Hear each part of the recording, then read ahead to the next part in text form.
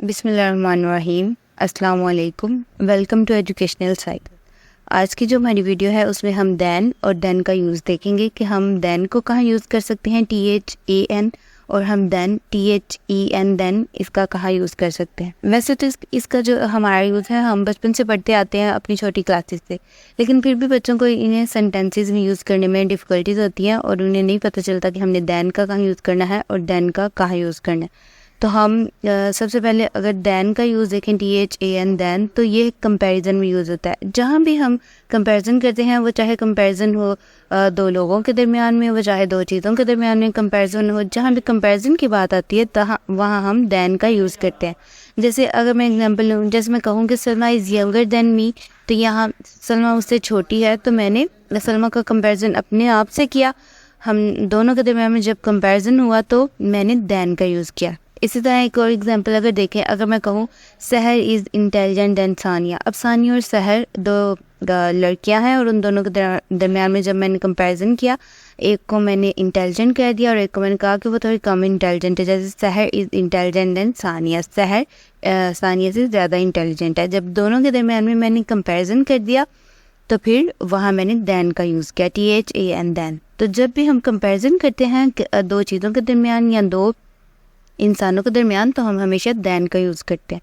उसके अलावा अगर देखें कि देन का और कहाँ यूज़ हो सकता है, तो we also use then with more and less. जहाँ भी हम बताते हैं कि कोई चीज़ ज़्यादा है या कहते हैं कि कहीं कुछ कम है, तो हम हमेशा उसके साथ देन का यूज़ करते हैं। जैसे अगर इसकी एग्जांपल देख ली जाए, अगर मैं कहूँ I will not wait more than an hour, मैं 1 घंटे से ज़्यादा वेट नहीं करूँगी। अब आपने देखा कि जब मैंने मोर का यूज़ किया तो मैंने उसके साथ देन का यूज़ किया, और वो भी THAN देन, ये वाला देन, दूसरा देन नहीं यूज़ किया।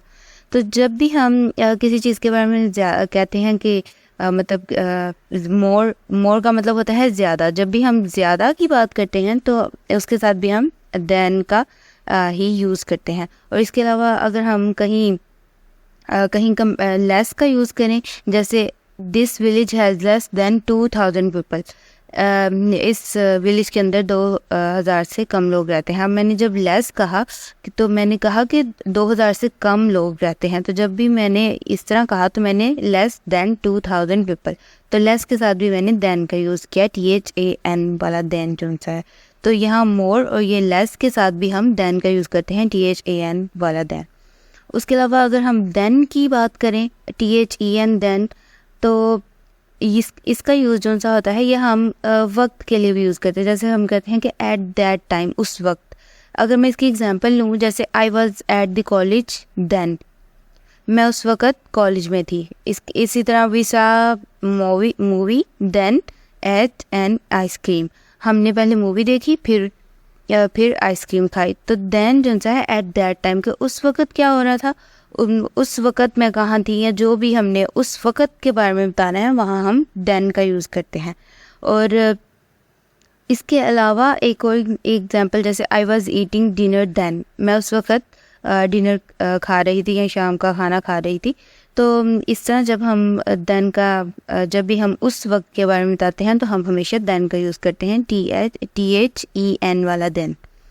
तो देन का इसके अलावा भी एक यूज़ है। देन का यूज़ हम ये भी बताने के लिए करते हैं कि इसके बाद क्या करना है, आफ्टर दैट, इसके लिए भी हम देन का यूज़ करते हैं। जैसे कि ही open the door then ran away, उसने दरवाज़ा खोला उसके बाद वो भाग गया।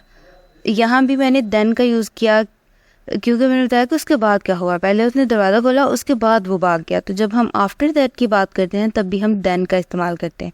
इसी तरह अगर एक और एग्जांपल ले ली जाए, जैसे boil some water then add some tea, तो पानी को उबालो और उसके बाद फिर चाय की पत्ती जो है उसमें डालें। तो यहाँ भी हम जब आफ्टर दैट कि उसके बाद क्या करना है, किसी काम को करने के बाद, मतलब उसके बाद जो सा काम करना है वो बताने के लिए भी हम देन का यूज़ करते हैं, THEN देन। ये एक बहुत आसान तरीके से मैंने आपको इसमें समझाने की कोशिश की है कि देन और देन का हम डिफरेंस, इनका जो यूज़ है वो कहाँ कहाँ कर सकते हैं। तो आई होप कि आपको इसकी समझ आई होगी। Thank you.